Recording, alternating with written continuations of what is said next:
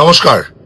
রাজারহাট গোপালপুর এলাকার সমগ্র অটো, টোটো, রিক্সা, ভ্যান, বাস, ম্যাটাডোর এবং বাজার কমিটির উদ্দেশ্যে একটা ছোট্ট বার্তা।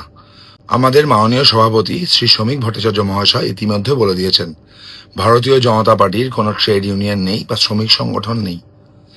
অনেক অটো স্ট্যান্ড, বাস স্ট্যান্ড, টোটো স্ট্যান্ড, ভ্যান স্ট্যান্ডে দেখা যাচ্ছে কিছু নতুন উঠতি নেতা নিজেদেরকে শ্রমিক নেতা বলে পরিচয় দিচ্ছেন এবং অটো, টোটো এদের কাছ থেকে ভোটার কার্ড, আধার কার্ড, ব্লু বুক ইত্যাদি চেয়ে বসছেন।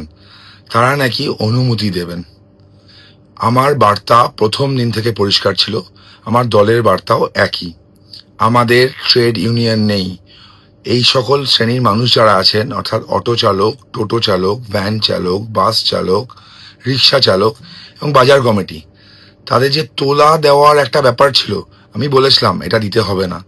যে টাকাটা তারা তোলা দিতেন সেই টাকাটা তারা সঞ্চয় করুন এবং সেই টাকাটা নিজেদের চিকিৎসার ক্ষেত্রে বা নিজের ছেলে মেয়ের পড়াশোনার ক্ষেত্রে বা বাবা মার চিকিৎসার ক্ষেত্রে ব্যবহার করুন। তোলা দেওয়ার সংস্কৃতি বন্ধ।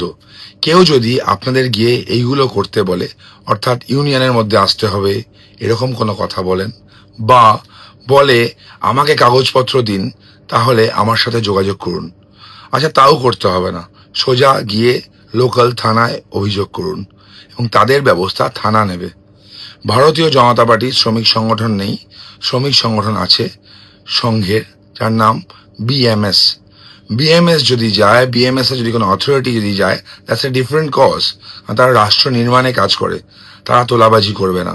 আর এই সব ছোটখাটো উঠতি নেতা যেগুলো উঠেছে, তাদেরকে কোনো কাল আমরা দেখিনি। 4 তারিখের পরে বিজেপি হয়েছে বা লুকিয়ে লুকিয়ে বিজেপি করতো, ভোট প্রচারের সময় আমি এদেরকে পাইনি, বা আমার সাথে এসে পরবর্তীকালে একসাথে হয়তো ছবিও তুলে নিয়েছেন। তাদেরকে বলছি এই তোলাবাজিটা বন্ধ করুন, না হলে পুলিশকে দিয়ে অ্যারেস্ট করাতে একবারও ভাববো না। রাজারহাট গোপালপুরে আমাদের লড়াইটা ছিল তোলাবাজির বিরুদ্ধে, সিন্ডিকেটের বিরুদ্ধে, এবং এই তোলাবাজি সিন্ডিকেটটা চলবে না। বার্তা খুব স্পষ্ট।